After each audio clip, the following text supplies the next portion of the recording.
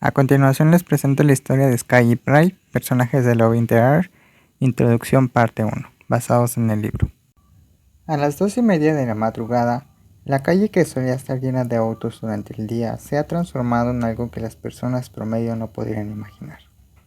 Dos grandes contenedores estacionados uno al lado del otro, cargados de potentes superbikes y varios autos completamente negros. Bloquearon las entradas y salidas de la vía para evitar que el público en general ingrese, convirtiendo la calle ordinaria en una pista de carreras improvisada en medio de la ciudad. Un evento especial al que solo pueden asistir personas exclusivas. Si algo es diferente esta noche, es que hay un joven que se filtra en el evento provocando un desastre. Perseguido y atrapado, terminó sobre los hombros del gran mecánico, dejando afuera a su compañero. Sky, que había observado todo el alboroto, corrió tras el auto que se iba con su amigo Rain. Su cara mostraba incomodidad, sin saber si debería preocuparse por su amigo o por él mismo. En este evento no se permite la entrada de gente de afuera, lo que significa también que aquellas personas que entren a hurtadillas no pueden salir, dejándolo vulnerable por tratar de salvar a su amigo. Maldita sea, Rain, ya lo has encontrado. ¿Y ahora qué? Estoy en problemas. Fue entonces cuando el joven escuchó el sonido de un carraspeo detrás. Pai, ¿viniste junto al chico de iPayu? La persona que lo saludó agitó una llave que Sky recordaba muy bien. Era la llave del auto de su amigo. Sky, mi amigo dejó caer la llave del auto. La mirada en los ojos del hombre frente a él le dijo a Sky que se estaba divirtiendo. Sky, si la quiero de vuelta, ¿qué precio tengo que pagar? Pai, puedes tomarla. La otra persona se la entregó, pero en el momento justo a punto de sacar la mano, lo que temía el joven se hizo realidad. Pai, pero ¿sabes que en este evento se requiere un pase para entrar?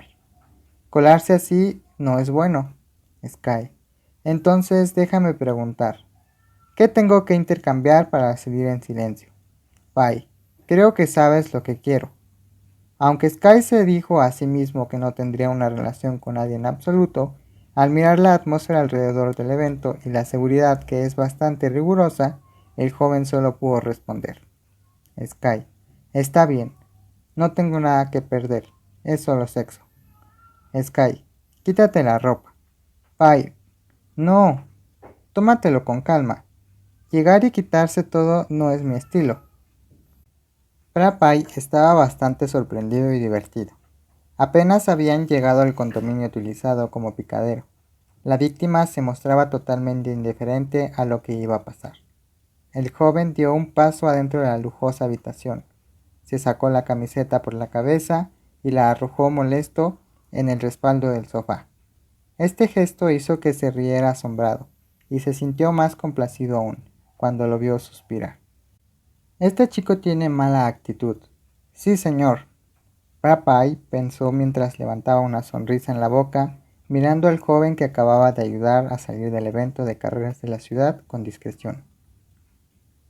Hoy, como muchos otros viernes, se organiza una carrera clandestina en una importante carretera en medio de la capital. Varias personas influyentes en Tailandia, sin interés en ninguna ley, participan en el evento. Pai es uno de ellos, tal vez uno de los mejores, que no pierde oportunidad de mostrar su talento. Pero hoy fue un poco extraño, ya que hubo un participante no invitado uniéndose al evento, el chico de Payu, el mecánico del jefe del evento. Pai no conoce a ese chico, pero respeta el coraje al atreverse a aparecer en el evento y escapar del control hasta que fue un caos. La historia terminó con Payu llevándose a su chico, pero aparentemente el niño olvidó que había traído a un amigo con él. Tal era el caos y el bullicio reinante que solo Pai notó cómo el nuevo participante trataba de salvar a su amigo. Mientras Payu acelera llevándose a su chico entrometido, dos cómplices atrapados, solo eso sabe de ellos. Cuando lo vio, debió dar aviso a los guardias, pero como es una buena persona no dijo nada.